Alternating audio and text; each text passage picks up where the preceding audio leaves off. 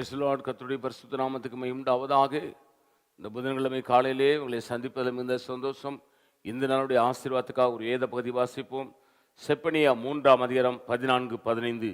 சீயோன் குமார்த்தியை கெம்பீரித்து பாடு, இஸ்ரவேலரே ஆர்ப்பரியுங்கள், எருசலேமின் குமார்த்தியை நீ முழு இருதயத்தோடும் மகிழ்ந்து களிகூறு. கர்த்தர் உன் ஆக்கினைகளை அகற்றி உன் சத்துருக்களை விலக்கினார். இஸ்ரவேலின் ராஜாவாகிய கர்த்தர் உன் நடுவிலே இருக்கிறார், இனி தீங்கை காணாதிருப்பாய். அல்லேலூயா. கர்த்தருடைய பரிசுத்த நாமத்திற்கு மகிமை உண்டாவதாக. இந்த நீதியுள்ள ராஜாவாகிய ஆண்டவராகிய இயேசுவை பற்றி சொல்லப்பட்டிருக்கிறது.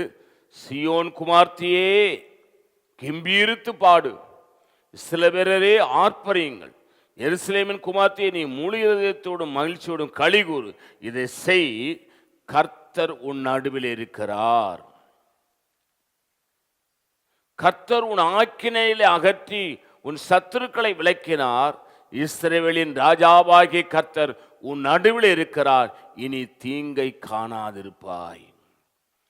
இயேசு என்கிற ராஜா உங்க வாழ்க்கையில இருப்பாரானால் 2000 ஆண்டுகளுக்கு முன்பாக சொல்லப்பட்ட தீர்க்கதரிசனம் நிறைவேறும்.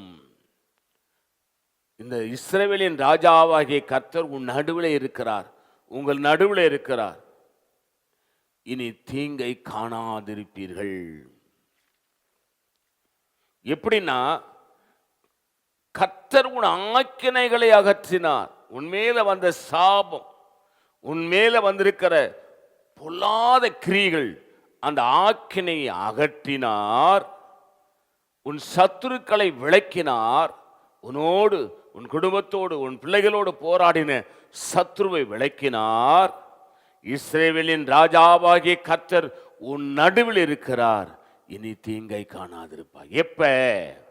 சீயோன் குமார்த்தி கெம்பீரித்து பாடு, இஸ்ரவேலர் ஆர்ப்பரியுங்கள், எருசலேமின் குமார்த்தியே நீ முழு இதயத்தோடு மகிழ்ந்து களிகூறு. இதை செய்யுங்க, நீங்க தீங்கை காணாதிருப்பீர்கள். நான் உங்களுக்காக ஜெபிக்கிறேன். பரிசுத்த பிதாவே, நீ எங்களோடு பேசின நல்ல வார்த்தைகளுக்காக ஸ்தோத்திரம். 2000 ஆண்டுகளுக்கு முன்பு நீ ஆண்டவர் தீர்க்கதரிசியின் மூலமாய் சொல்லப்பட்ட தீர்க்கதரிசனம் ஆண்டவரே எங்கள் நடுவில் நிறைவேறி கொண்டிருப்பதற்காக ஸ்தோத்திரம். இயேசு நாமத்தில் வேண்டிக் கொள்கிறோம் பிதாவே, ஆமேன். God bless you. கர்த்தர் உங்களை ஆசீர்வதிப்பாராக.